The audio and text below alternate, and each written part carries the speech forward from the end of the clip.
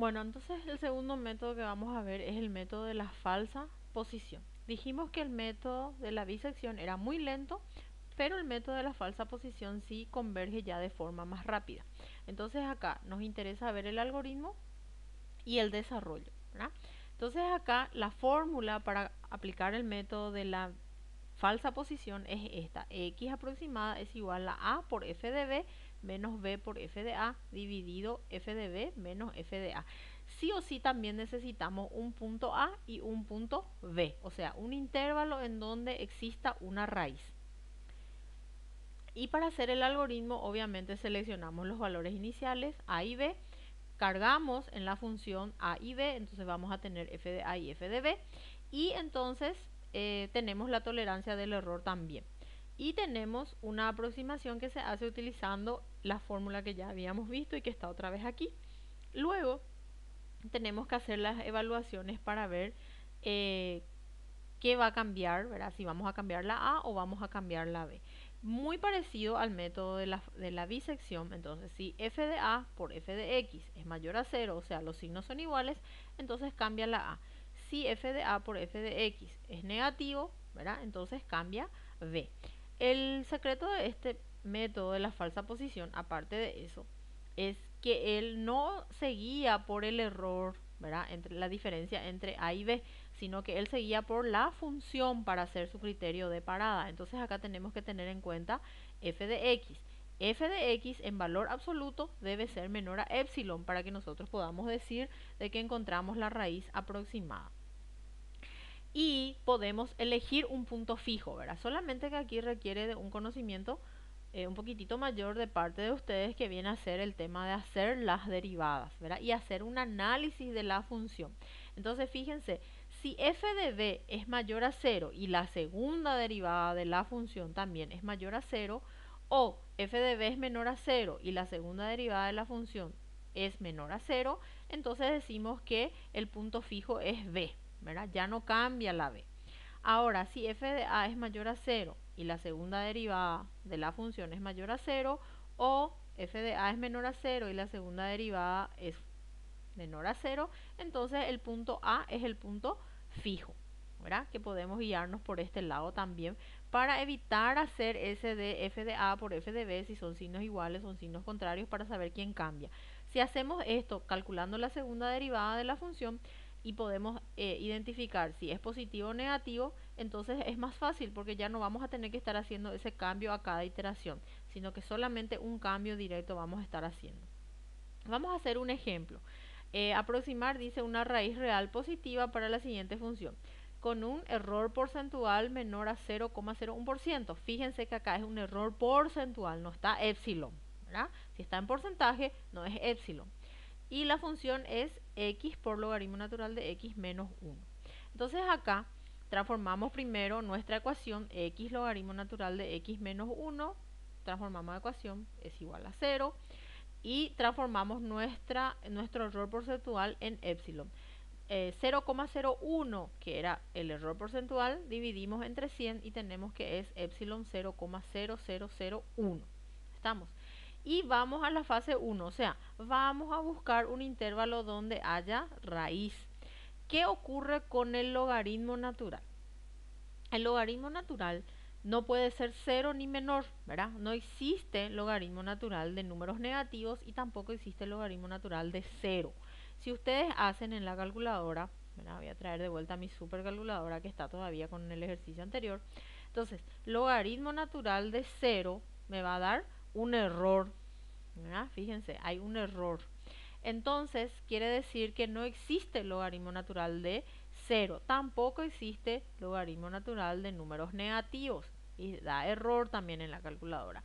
Entonces, cuando tengo cuando tengo logaritmo natural, tengo que empezar la tabla por valores positivos y mayores a 0.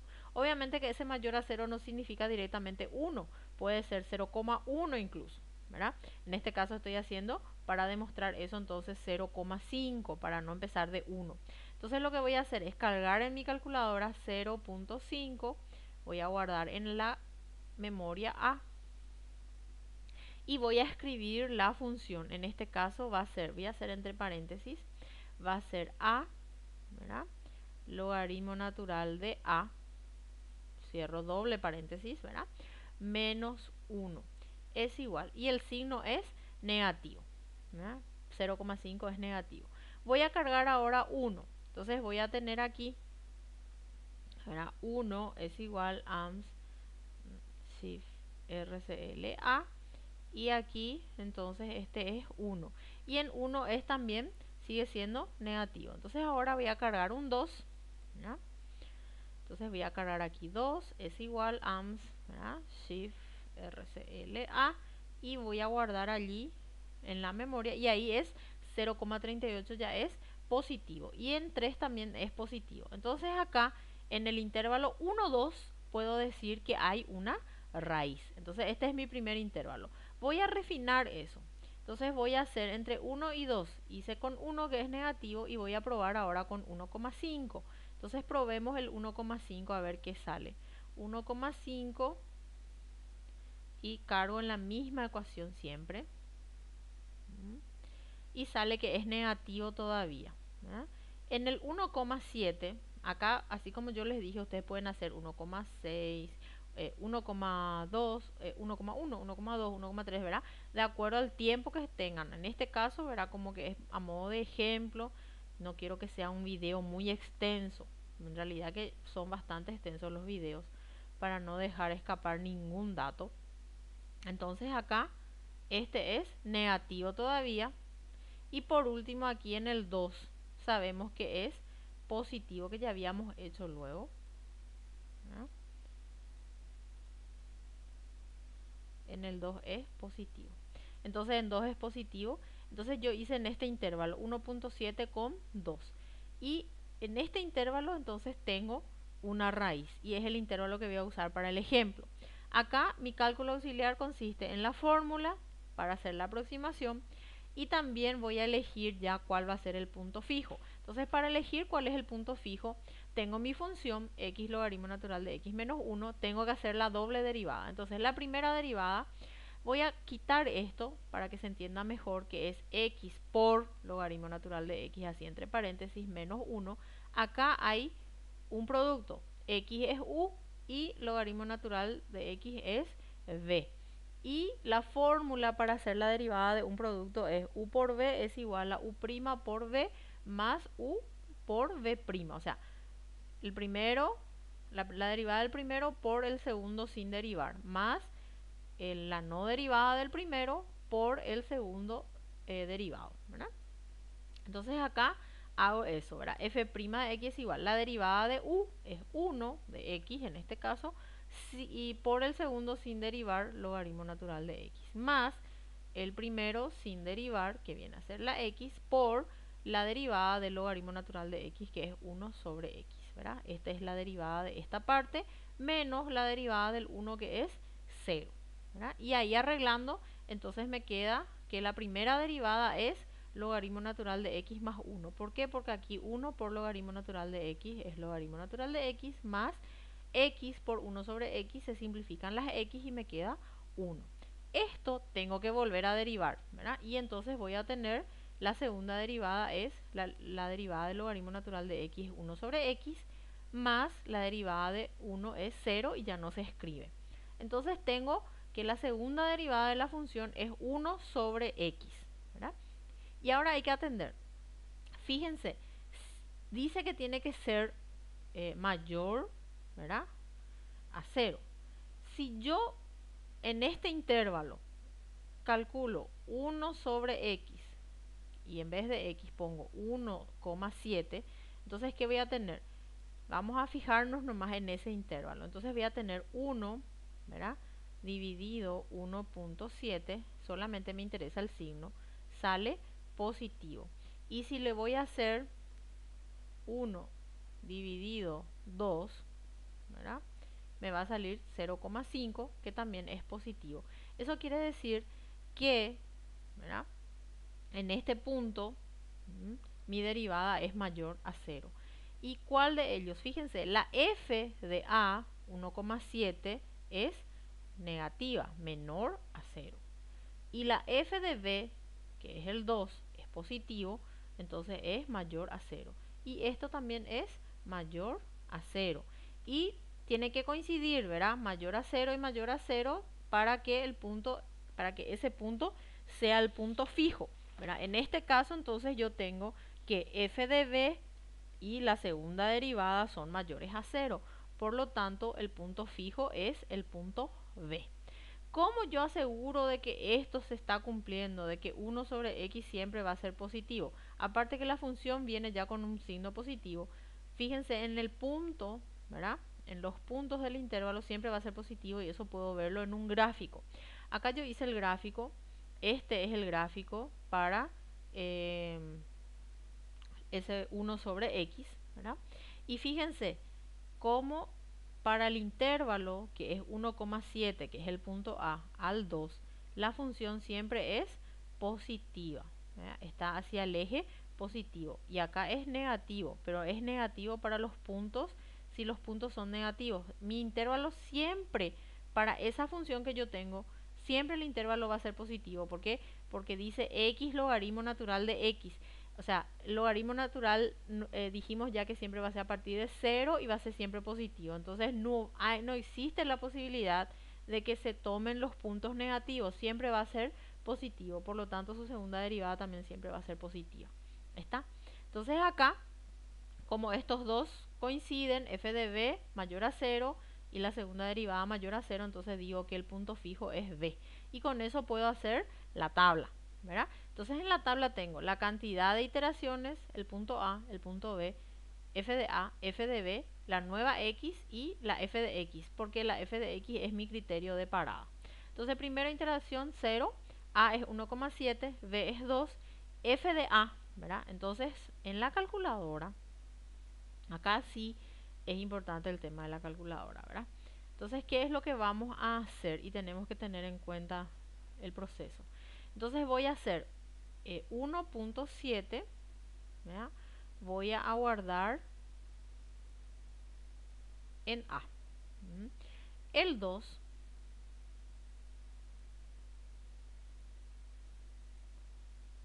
voy a guardar en B. ¿Estamos? Bueno. Y ahora voy a escribir otra vez mi función A, logaritmo natural de A, menos 1. ¿Verdad? Entonces esto es mi función y para el punto A sale este resultado, ¿verdad? Cuando 1,7 es el valor, entonces tengo esto. Esto yo tengo que guardar también en un espacio de la memoria porque voy a utilizar por la fórmula. Fíjense que en la fórmula se utiliza f de A y f de B. Entonces esto yo voy a guardar en C. Y ahora tengo que hacer la f de B, ¿verdad? Entonces voy a escribir la función en función a B.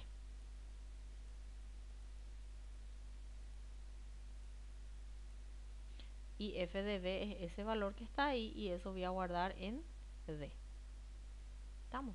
Entonces acá, estos son los valores ya guardados. En la tabla yo solamente le pongo así puntos suspensivos, pero obviamente que en la calculadora está todo guardado. Entonces acá si nos fijamos en la calculadora, voy a revisar. En A está el 1,7, en B está el 2, en C está el negativo 0,097 y en D está el 0,3862. Ok, tengo estos valores y ahora tengo que resolver la fórmula. La fórmula vamos a hacerlo en la calculadora, pero utilizando las memorias. Entonces, A por f de b. Lo que está, la A está guardada en A. Y la f de b, ¿verdad? Que es este guardamos en D. Entonces ahí es A por D. Menos paréntesis, otra vez. B está en B, entonces aquí es B, por y f de A está guardado en C. Entonces A, C. Y doble paréntesis. Dividido todo eso, f de B y f de B dijimos que está en D, ¿verdad?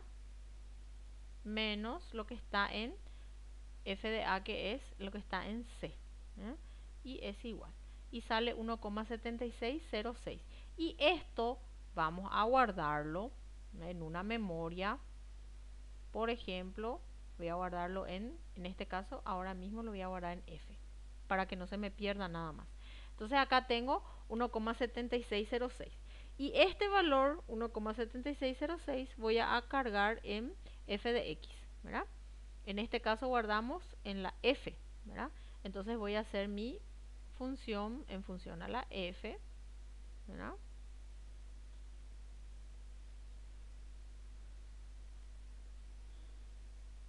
Y me sale este resultado, ¿verdad?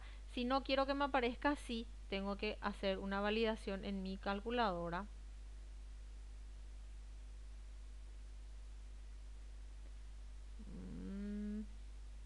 Aquí. Acá en el punto 8, que viene a ser normal, y tengo que darle el 2. Y ahí me aparece así, negativo 0,0039. Ese es el valor, ¿verdad?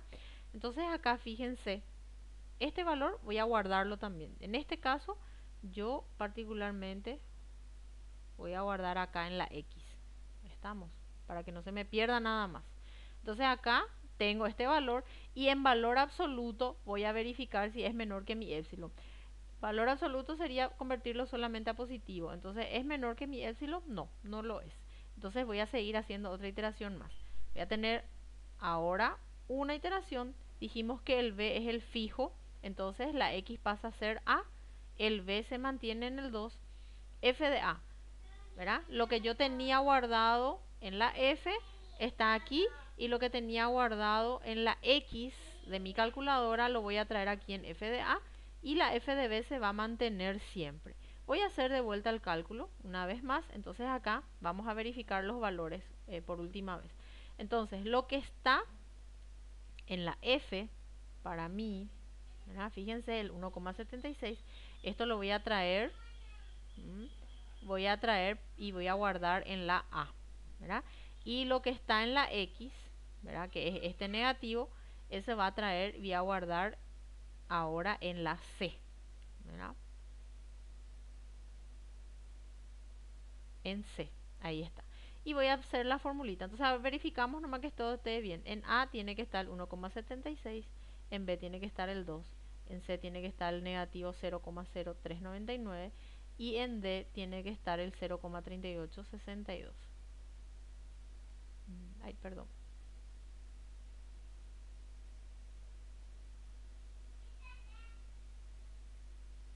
RCLD.